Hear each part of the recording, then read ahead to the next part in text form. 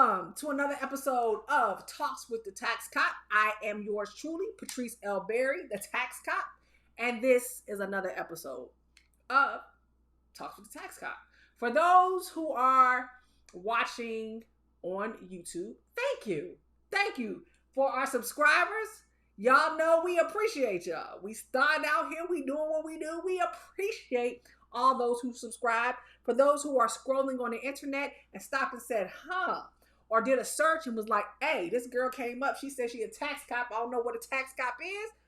Thank you for even watching 1 second of the video to figure out what we're talking about. And those who are listening on the podcast, y'all, I'm not gonna lie. I like to listen to podcasts when I'm in my car, when I'm in car university, because it helps me. Or if I just need to get somewhere and put the headphones on, yo, this is not an advertisement for Bose headphones because they don't sponsor me.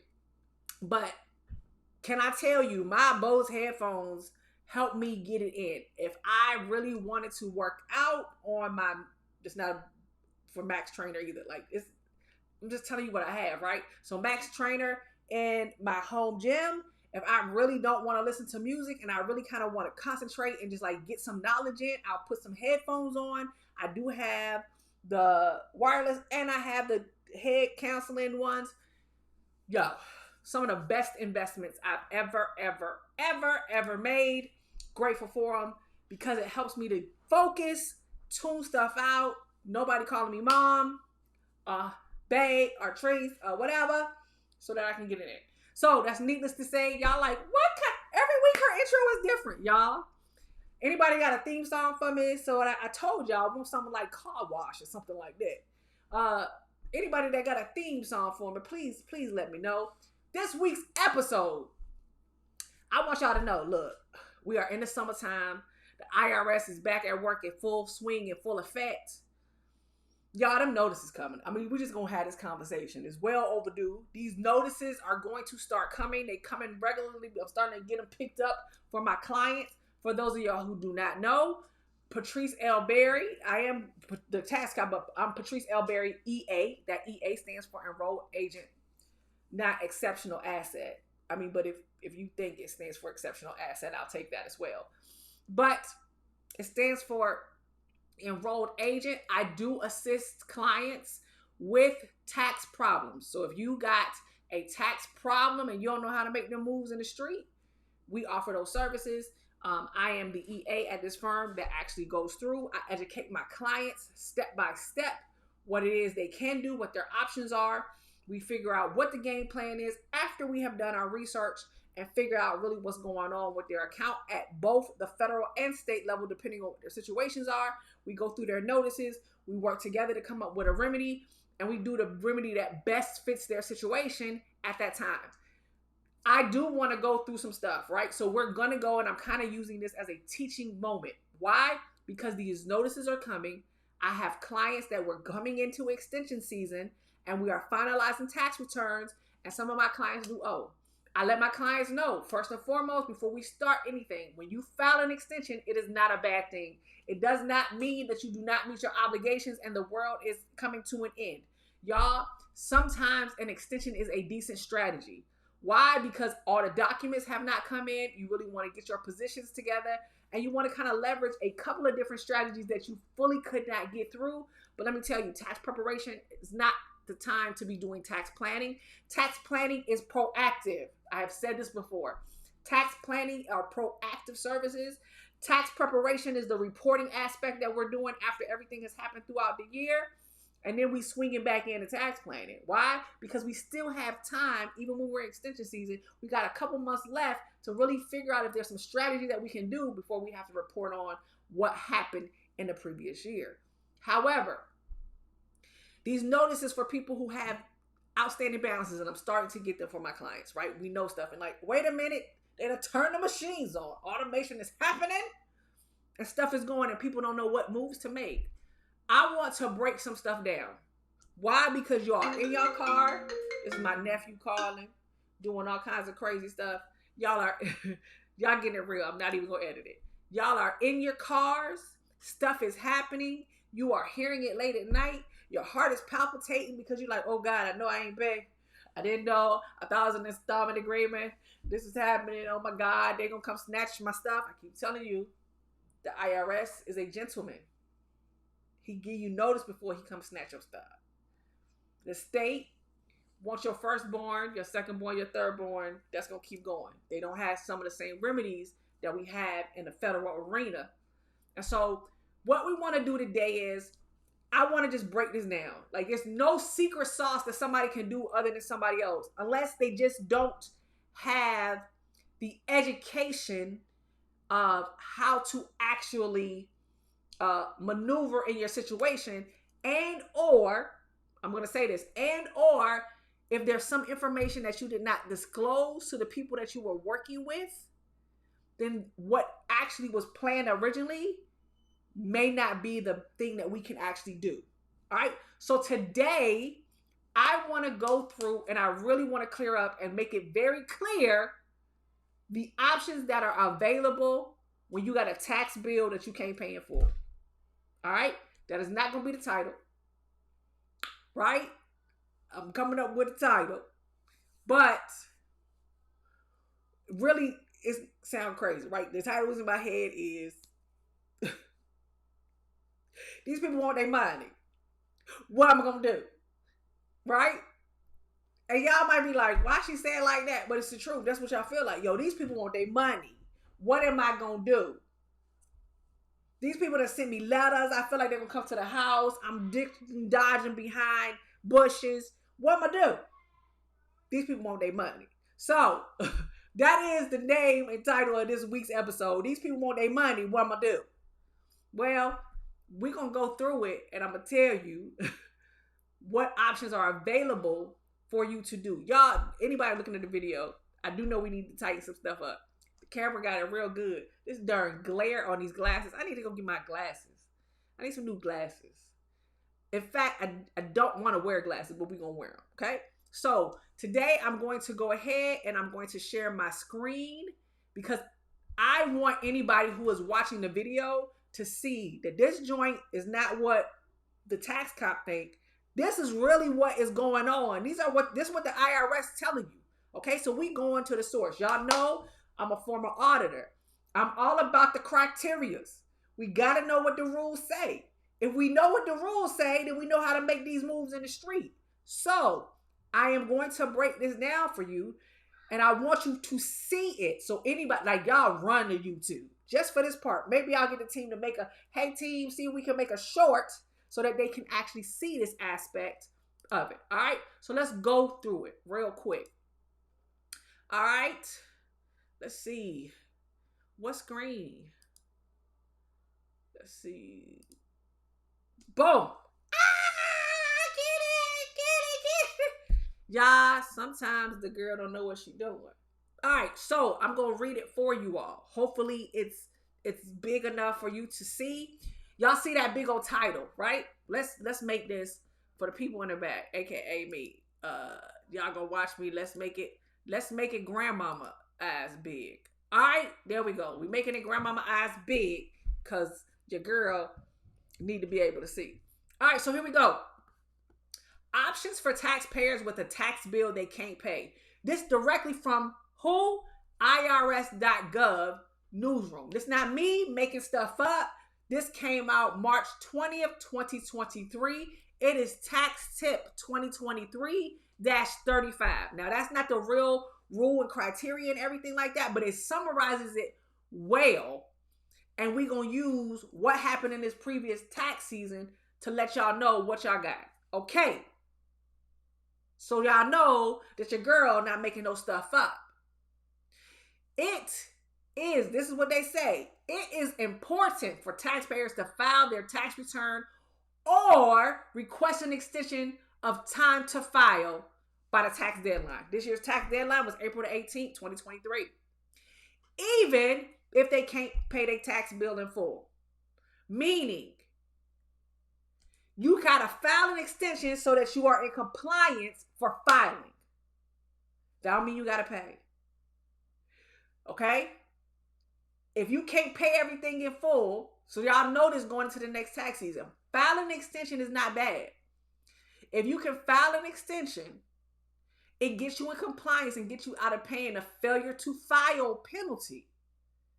But let's keep in mind, an extension does not extend the time to pay. It extends the time to file. Okay? It does not extend the time. I'm saying it again, it does not extend the time to pay. It extends the time to file the tax return. Okay? Y'all see, this extension only applies to the filing deadline, not to the payment deadline. Except for eligible victims of recent natural disasters who have until October 16 to make their various tax payments. Taxpayers who cannot pay the full amount of taxes they owe by the tax deadline this past year was April 18th should file and pay whatever they can. Making a partial payment, they say even a partial payment, will help limit penalty and interest charges. All right? For taxpayers, y'all watching my screen. For taxpayers who cannot pay in full, these are the payment options that are available to you. Y'all ready? You can do an online payment plan or payment plan period, okay?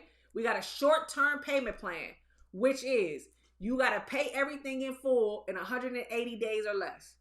The amount owed got to be less than $100,000. That includes the tax liability, any penalties, any interest. That's a short-term payment plan, okay? A long-term payment plan, which we in my industry call, that's just a regular like full payment plan, right? An installment agreement, because that's the same thing as a payment plan is the same thing as an installment agreement. The payment period is longer than 180 days. It's paid monthly, and the amount owed is less than $50,000 in combined tax, penalties, and interest. Right? Unless we got to go into an official installment agreement, which could be over some years. But sometimes you go in, sometimes we got to do several different strategies, and I'll talk about that momentarily. All right? The one that everybody hears on the radio, is an offer and compromise, because you want to pay pennies on the dollar. That's what y'all hear them say. I want to pay pennies on the dollar on the amount that I owe to the peoples. You do have offers and compromise available to you at both the federal and the state level. I do not want to tell you. In most states, depending on what's going on, you do have the option of requesting an offer and compromise. That does not mean that it's going to be granted. At the federal level or the state level, just because you put in a request, it does not mean that they will accept your offer to pay pennies on the dollar. There are strategies involved in this. There are calculations that have to happen, okay? But here are some things to consider.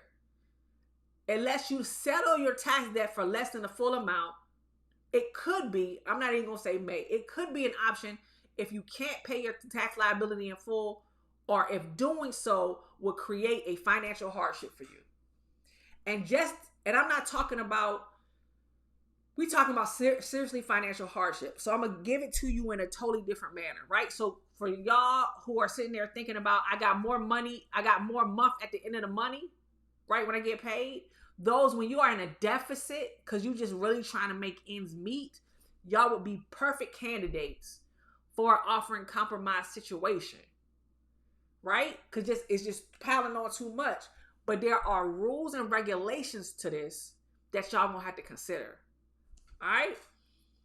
If you are in a financial hardship or you are low income, like these options are available to you, but I don't want you to feel like you are automatically entitled to an offer and compromise, because you're not. You're not. You're gonna have to cough up some information, and I mean you're gonna have to tell all your business. You're gonna have to give a financial statement, a position telling your assets, right? Your income. You're gonna have to cough it all up. Liabilities, if you got investments, you're gonna have to tell all your business. We're gonna have to create a financial statement. Now there are some state rules and there are some federal rules and regulations as to where you got rules and limits as to what certain amounts can be. based on where you are, how many people are in your household, things of that nature, right? But before you automatically be like picking up the phone to call somebody and say, I want to offer a compromise, I want to encourage you to go. Does I tell you, they gentle peoples, they gentle women's and men's, the IRS. Y'all see right here, you can do a pre-qualifying tool. So don't automatically call somebody and be like, I owe $3,000, I want to do an offer and compromise. Really? Really? Really? Now, you may owe $3,000 and your situation may be a certain situation that we have to take a different remedy, but you want to make sure that you even qualify for an offer and compromise situation before you even ask anybody to put you through that. Why? Because it takes time and effort. If you work with a professional, we are going to charge you our worth to get through this. We're going to have to work with you. There's applications and documentation and a lot of information we got to pull from you or have you fill out if you go into our portals. And we're going to have to get documentation from you. Copies of 3 months worth of bank statements, actual statements for car notes and mortgage payments and rent. You can't just be, it's not stated income, baby. It's not a stated income situation.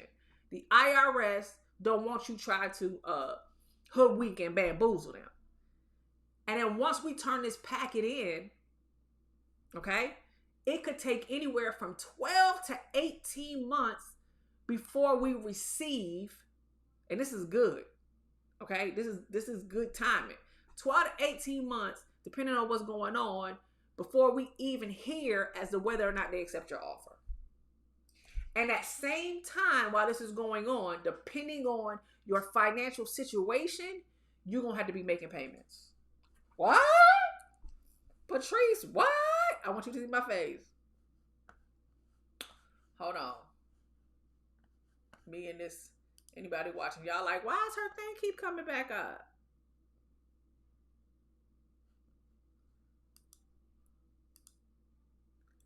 Show me. Y'all. No. What am I doing? Technology. Bump that. What? I figured it out. What?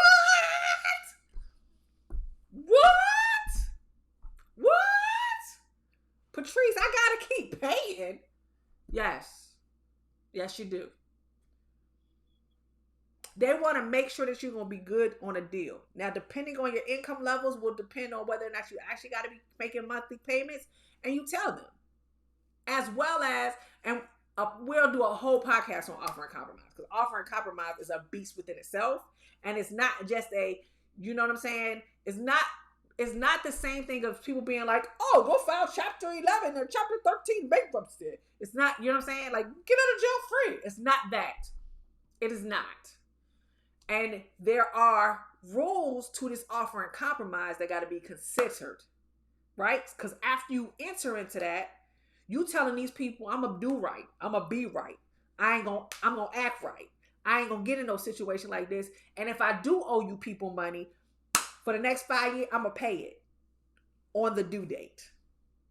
Not no payment plan. I'm not going to go, I got to pay it on a due date or else you're going to kick me out of this offer.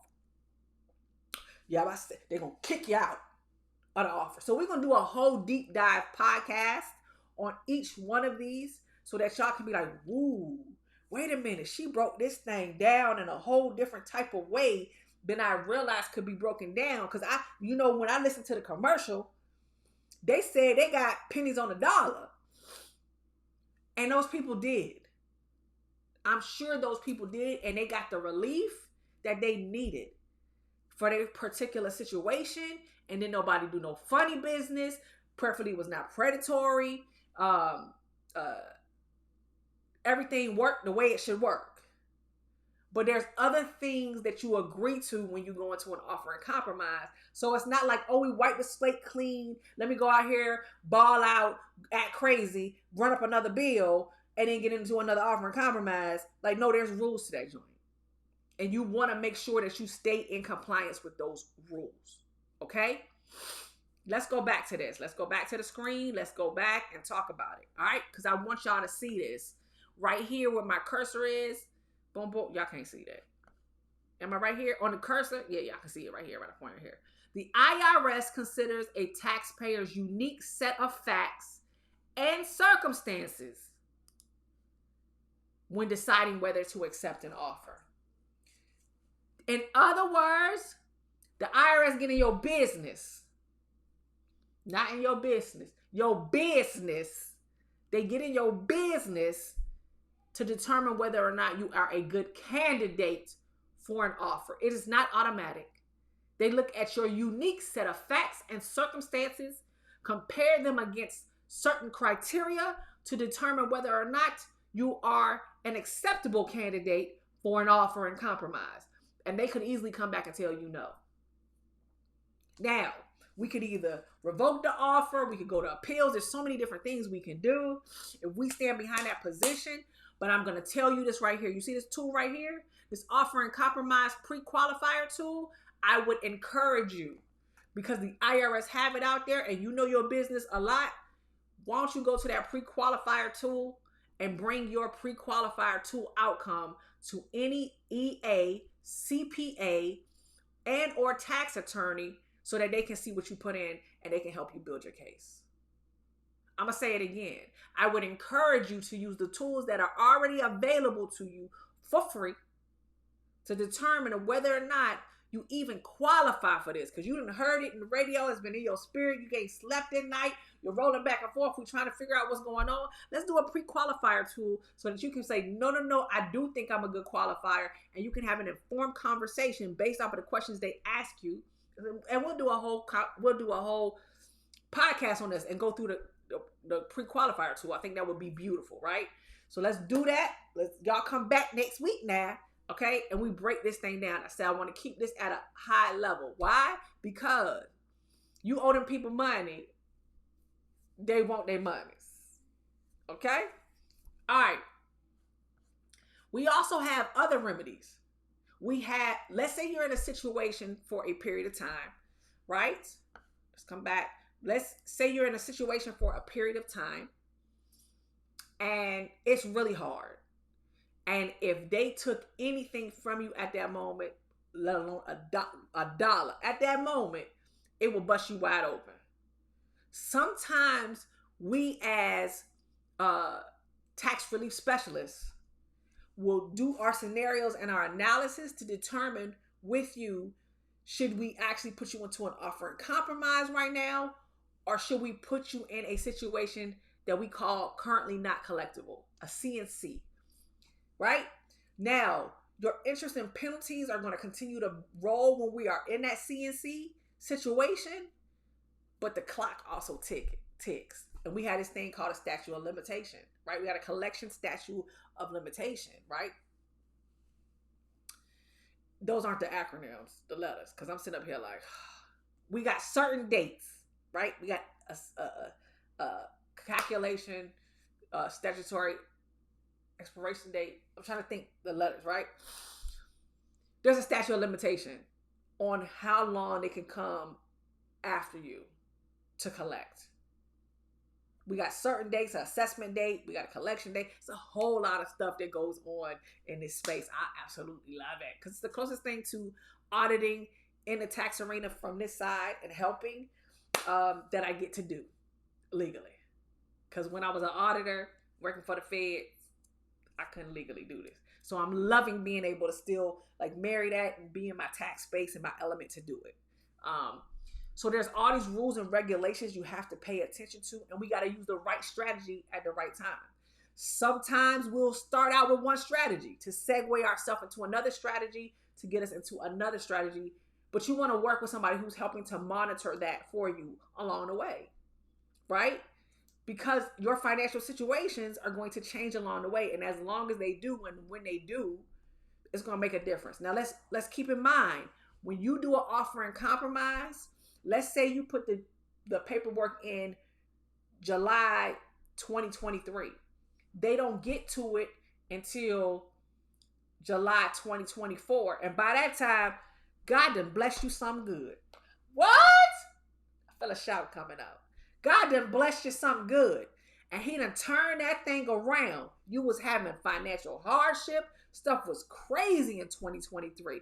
But then the Lord gave you some like he came on you through like osmosis. And in 2024, your situation turned around. And they came in at that time and started looking at stuff and started asking you for stuff. So by that time, they're going to want some updates, right? And they're going to look and they're going to be like, ooh, a year has made some things turn around for you. And they're going to compare not what is just currently sitting on there. They're going to want some updates. So they're going to want some updated documentation to see if that's still your current situation at the time. So at the time we filed, an offer in compromise may have been the best solution for you. But by the time the IRS got around to actually processing your stuff, your situation may not be one and the same. It's not that we did anything wrong, right? Because it's based on what was happening at that time and what we foresee coming in the future. That's why I really want you to pay attention to this tool and use it to determine before you go into anything. So that way you're not mad 12 months down the road, 18 months down the road when the situation has changed, because God has done what God do and clear some situations and circumstances up for you. All right. So we talked about payment plans, right? We talked about offers in compromise. We talked briefly about CNCs, currently non-collectible, because right now you may be in a situation where, look, I just don't got it. And if you squeeze this, ain't no telling what you really might get a blood from a turnip. Okay? So therefore, we put you in a holding pattern, and they'll check that on an annual basis. They're supposed to check it on an annual basis to see whether or not those circumstances are still your circumstances before they put you into another one of these options. All right? The collection statute date is a 10-year period, but it's based on some rules, right? So we gotta look at that and be like, whew, they got 10 years for you to pay this stuff back. It's gonna earn interest and penalties until you pay that joint in full. Right? So something that started out as being like $3,000, $4,000 could easily escalate to thousands and thousands of dollars because we got years of interest and penalties. And if you're ignoring that, something that started out small, you ignore it, it snowballs into a larger situation, and you had this weight on you that, truthfully, if you write it out, it will be canceled. But I'm going to tell you, it's not the best situation to always use. You got to really have somebody help assess it for you, figure out what your dates are. Like when you're in that deep, depending on what the numbers are, you like, look, I'm not a professional at this. You should get with somebody who can educate you in that space to work it. Now, I'm not saying that you can't do it yourself. Hey, you got some tools here to figure out, hey, do I even qualify? Can I set up a payment plan myself? Yes. I'm not going to be one of these people out here to tell you that you can't. Am I going to say that you should? Depending on your circumstance. Sometimes DIY it work. And sometimes it do not. Sometimes you don't know what to say or know how to maneuver in a situation, and you should work with a professional, because that is what we're doing. There are organizations out here that my fellow CPAs and enrolled agents and tax attorneys are associated with. I am in a couple of those organizations where we are getting our continuing education. We are staying on top of what is happening in the industry. We are figuring out things that we can do to best serve you all and how we can be better and helpful in this space to maneuver something that can to drive up so many emotions. And the best thing for you to do is be like, you know what, this is too overwhelming for me. I have several different clients that are several different things that we are working on where I am handling it on their behalf. They have given me power of attorney to be able to speak on their behalf to the tax agency that they got the issue with. But I can only move as well as I can move if you give me all the information I need in a timely manner and in a timely fashion to best serve you. Because if I don't have that information, if you don't give me the documentation, if I can't get on the phone because the power of attorney paperwork didn't go through, or we didn't sign it right, or something wasn't filled, or you electronically signed when we needed a wet signature, that can delay stuff. Trust me, all during the panini, when stuff was moving and I would get stuff in days and we would get stuff knocked out, that hiccup, when they came to a roll stop, trust me, it stopped the process. But we back to starting to work like normal, and I can get on the phone with people. I can make stuff happen. I can get information, but I can't do that until I have authorization to do so. And so that requires us working in tandem and being able to provide me the documentation, the signatures. When I make a document request, give me this, and this. You provide it in a secure manner so that I can have it, so I can prepare the packet so we can get it out to where we need to go to. And I got to get all the information. And we got to make sure that the information is right.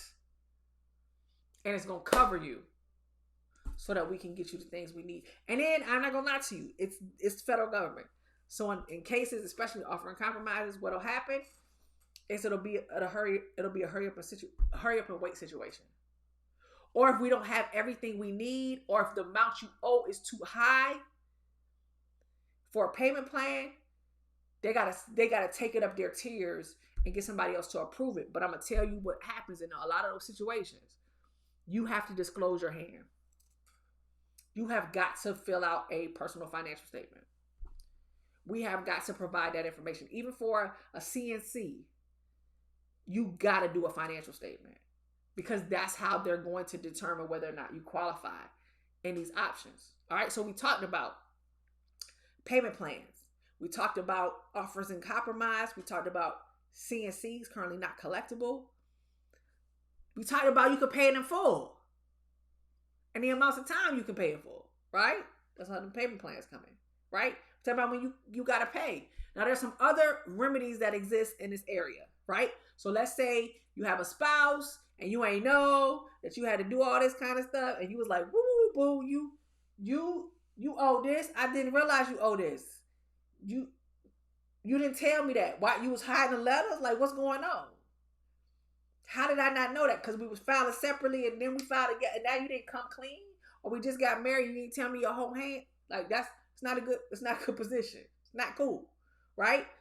So we do have things like innocent spouse and injured spouse. I have helped some clients in those situations as well. Wait, you can't hold my client to that. My client didn't even know this person had this. Yes, they were married. No, everything was not disclosed. My client is only responsible for X, Y, and Z. I will not lie to you and tell you that I have not done that for clients.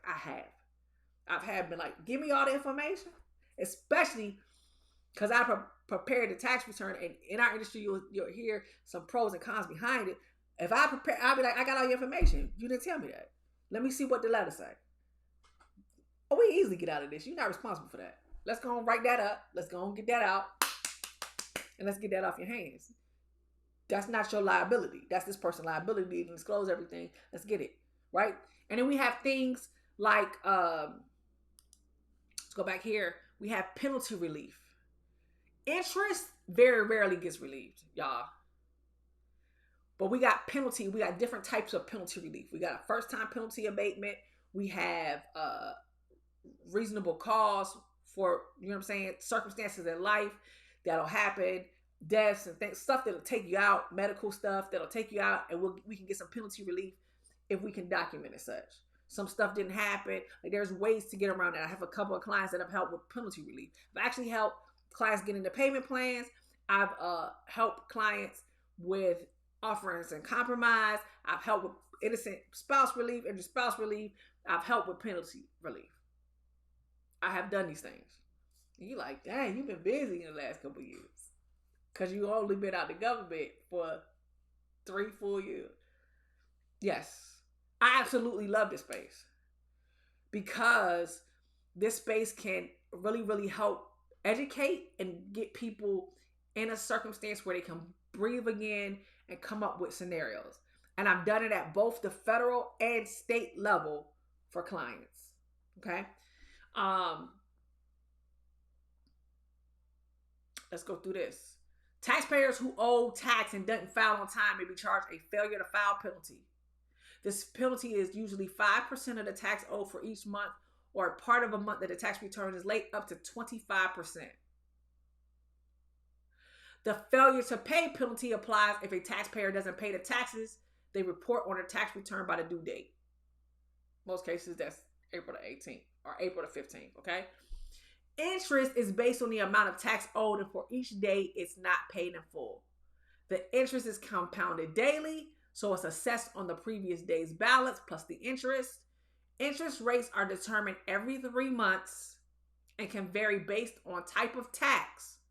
For example, individual or business tax liabilities. More interest is available on the interest page of irs.gov. So it's a whole lot of information, right? An extension only gives taxpayers, individual taxpayers, until October 16th to file, but taxes are still owed on April the 18th. And in some cases you know it, in some cases you don't. Now let's talk about it. I have some clients that we are still doing extensions, and the reason why they don't know their tax liability is because I don't have all the documentation. I'm not gonna lie to you.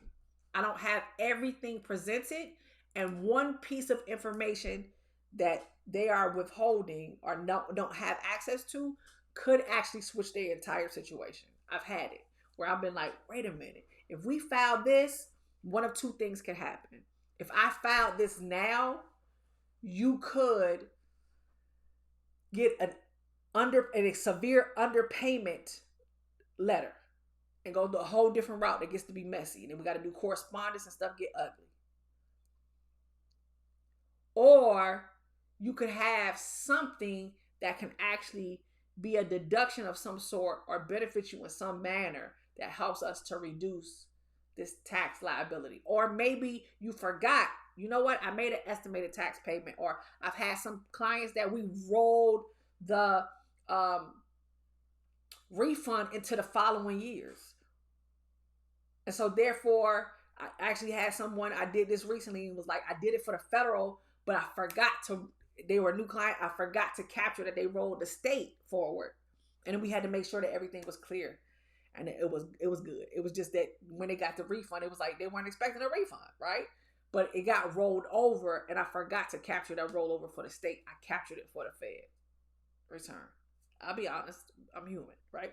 We overlook some things. But when I asked questions, they were like, no, we didn't make no estimated payments. And they forgot that there was a rollover as well when we were discussing it. So it was a conjectured effort, but I'm taking full responsibility because I had a copy of the return and I could read it and be like, oh, snap, that was rolled forward. You got a refund. This is what happened to that refund. You never received it. It was clearly marked. So there's several things that happen. There's several remedies that are available to you, but I don't want you to think that there's like a litany, right, of options for relief. Because I had a client ask me, they were like, well, I'm going to go see if there's any special tax relief programs. Almost like if there was a sale happening, right? Because we know like President's Day sale, be like, oh, that I'm waiting for this to go on it. There's really only 4 remedies. There really are only 4 remedies. When you owe, these people want their money, right? Remember I told you, there's 4 remedies. You pay them people their money in full, and you keep it pushing. How you go about paying that money in full is on you. I will tell you, I've had to stroke the IRS 5-figure checks twice. I am not ashamed to tell nobody that. I am grateful that I had access to the money to be able to make those payments the 2 times I had to. Yes. Personally, I have had to pay the IRS twice, 5 figures. Once I had penalties and interest associated with it, and the other time I did not, right? One, I had to go into my retirement to go get it the first time. The second time we sold an investment property. We didn't do 1031 exchange. Stuff got crazy. We had the proceeds. I knew if we didn't sell it in time, we was going to have to pay. Sure enough, that was a really high bill. That was a really, really, really high bill. But I rightfully owed them the money because it was a capital gains transaction. But I'm grateful that I had the money available to me to be able to do that. I know that's not everybody's situation. I know sometimes we get sticker shock and was like, well, I wasn't planning for this. Or I didn't realize that this is how this worked. That's why this is important to work with somebody to help tax plan. It helped to qualify to see what kind of remedy you have and to really get in front of those things. I send people to the IRS withholding estimator all the time. If you have a circumstance where you come into a windfall of money 1 year, that could throw some stuff. And you need to be thinking about, all this money ain't mine. I can't just automatically just pay everything off without considering that I do have to pay Uncle Sam and Sister State. Because I got to figure out if that money is taxable. But if you do not do those things, there are remedies available to you. Pay in full. Like I said, do some sort of installment agreement, a partial pay, right? That's a whole nother strategy for a whole nother day. A short-term payment agreement, a long-term payment agreement. There's dollar amounts associated with that. Sometimes that does change based on inflation and things that they're doing for programs and how they can get it. Can you get it? Can it be a straight line? I mean, we'll get into that down the road. We will definitely get into that. Offering compromise. And not everybody gets an offering compromise, y'all. Yes, everybody would like to pay pennies on a dollar, but it is a lengthy process. And even though it's what's most advertised, does not mean that that's what everybody gets. It's not always your first plan of action. But you got a tool to figure out even if you qualify. Okay? And then we got currently not collectible, CNCs, where we kind of put ourselves in a holding pattern so we can catch our breath. Like we were out there running. You're like, whoo, they running. I need to pause for a minute because this hurting. That's what a CNC is. It's your holding, but it's a relief strategy that can be done and that should be considered. And then we do have some other things, innocent spouse, injured spouse, and then we do have some other relief, penalty relief that can go into effect, right? Because them penalties, sometimes them penalties, I got clients who don't have a problem with the amount that is owed. And like, look, I can pay that, but these penalties taking me out. This interest taking me out. And we find remedies for those people. Sometimes you find yourself in tax problems or owing stuff not on your own measure. Sometimes you find it in these situations out of your ignorance of not understanding how taxes are done. So I really, really want people to understand the aspect of how the tax return reads so you can read your stuff. Like, just don't trust it. Don't automatically just be like, did I get my money back? Like you did a scratch off. Stop doing that. Really. Educate yourself in this space because they're not going nowhere. They're not. And the tax bracket's going to change and you're going to be like, I got to pay for state tax. I got to pay for sales tax. I got to pay for this, that. I got to pay for that. And instead of complaining, figure out how to get educated. I'm going to leave y'all with this. I hear a lot of people in my space being like, I want a big tax bill.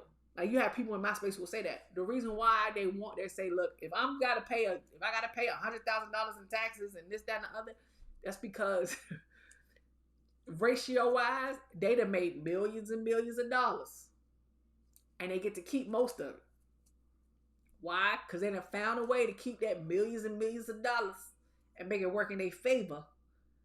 And this is my contingency for me to keep most of my money.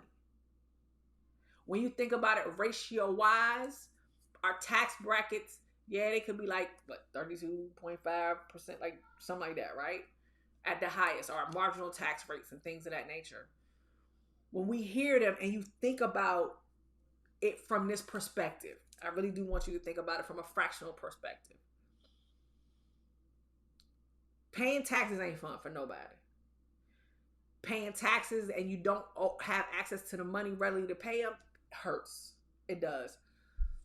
But when you think about the ratio and you think about how much money you get to keep when you're looking at the ratio, especially for my business owners,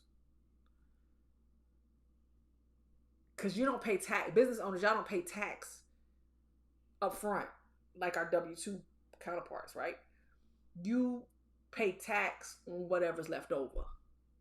When you think about how much money you got to leverage and you still got to pay taxes after you've used all the money, right, that's come in, we get to keep 70 to 80% of the money depending on what tax bracket you are in.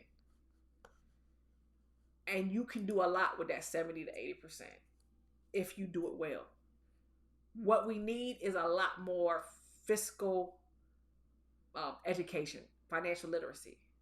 We really do need to educate ourselves in a space, and we need to educate ourselves not only on how to resolve the situation when the problem arises, but how to prevent the situation from the front end. What things can I do so that I don't end up in crazy situations where I have to find myself looking for relief? And so in this space, in the area of the tax cop, that is what I really want to bring you all. I really want to like interviews of small business owners and what they're doing and things of that nature. But I also want to educate you as to what options are available post audit, during the audit, after the audit. Because there's life after the audit. Audits do make us better. There's life after we end up in situations where we got to make payments and figure out how to not have that sting again. I told y'all. I had to stroke a 5-figure check twice. I'm grateful to God that I had access to the money to stroke the check. And this is after having taxes withheld from my W-2. You would have thought the second time, I'm like, the second time I was ready for it. And it was a bigger dollar amount. But I did not do something. And I knew I didn't do something. We sold the property. I knew he was going to make money. I didn't discuss the 1031 in detail with my husband. The clock ran out. Y'all, believe it or not, right as the panini hit. That's what got us. Stuff shut down. My 45 days came to a close at that time. It wasn't anything. At that point, ain't nothing we could do. Had we timed it, we might have pushed off the sale, but who knows? We might never have made the sale and been able to leverage it in so many different ways. You know what I'm saying? Hindsight is 20/20. But I can tell you, because it hit me twice, I'm very, very proactive that it does not hit me a third time. The first time was out of my ignorance and not paying attention to how much was going on. I was a W-2 employee and how much was going on in my husband's business. And I didn't make a shift when I should have. I since then made the shift. So every time them bumps and I'm being this transparent to explain. Every time those bumps and bruises come, I shift differently. I pay attention a lot more. I put this in place because I still got real estate, right? So the strategy I'm gonna use the next time is, okay, we're gonna do this, and this, or we're gonna leverage it differently. Sometimes experience is the best teacher because it helps you put the control mechanisms in place to not end up back there. So I really want you to know that just because you owe does not make you a bad person. It doesn't. And if you continuously owe, then we need to have some conversations as to really why you continuously owe, because you're not doing a self-assessment along the way where there can actually be adjustments, because there are tools that can help you. The IRS got a nifty withholding calculator that will help you plan better, or you're not making an investment to actually plan. Okay? But if there is a problem, there are 4 relief options available to you. And I really want you to know it's not no gimmicks, it's not no hustles, and some of these things take time. And the biggest takeaway I want you to take from this episode is you're going to have to pay the people their monies. But you have options. And whatever you choose, be mindful that if it ain't a straight payment plan, off the bat, you're going to have to disclose your business. You're going to have to create a personal financial statement. So you need to be familiar with your finances on your own and use some tools to be able to use it so you always know the position you're in so that you can do what you need to do and make the moves. I don't want you panicking. I don't want people getting wages garnished or their bank accounts levied. I don't. But they give you forewarning to be like, hey, call us. Let's work some stuff out. Let's get some situations straight. Let's make some moves. And if you know that you haven't filed for years and years and years and years, before we could ever even figure out what the best strategy is you're going to have to file them tax returns. You're going to have to get compliant, and you're going to have to bring everything up to speed, right? Because sometimes that's like a fifth strategy that we'll use with people. Hey, let's plan it so that you get these refunds and then refunds get snatched and applied to a past year. I know you think it's crazy and you're like, well, I don't get that much money throughout the year. I know.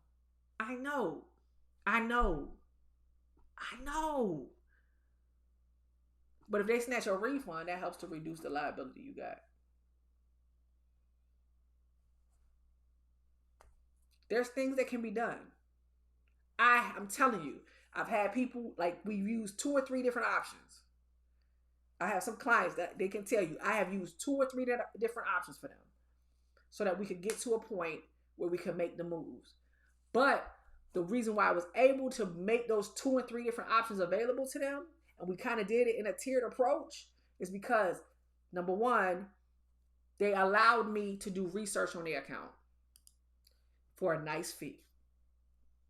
We did the research, we did the assessment, they disclosed their financial situation, so I knew what the personal financial statement looked like, and I knew how to maneuver in these different relief mechanisms. It's the truth.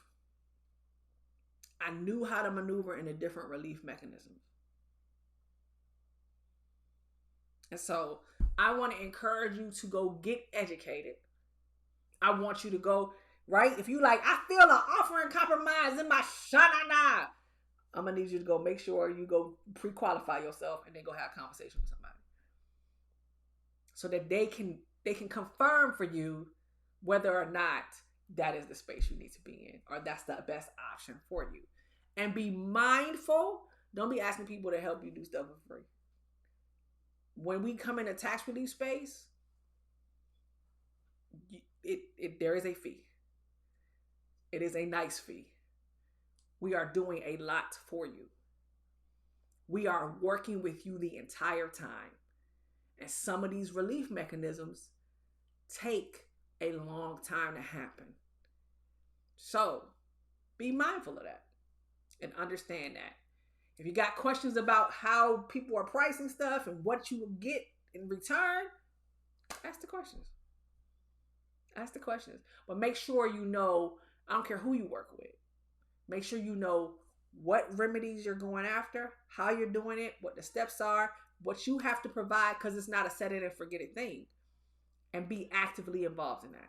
And understand that some of this stuff is, once we get the stuff to the people, even with payment plans sometimes, it is a hurry up and wait type situation. All right? So, I've been dying to talk about this topic. I've been dying to talk about this topic. Hopefully, I gave y'all some insights. You got it directly from the source. I'm going to show it to you one more time. I really, really want you all, because I know I hear a lot of people who get it, right?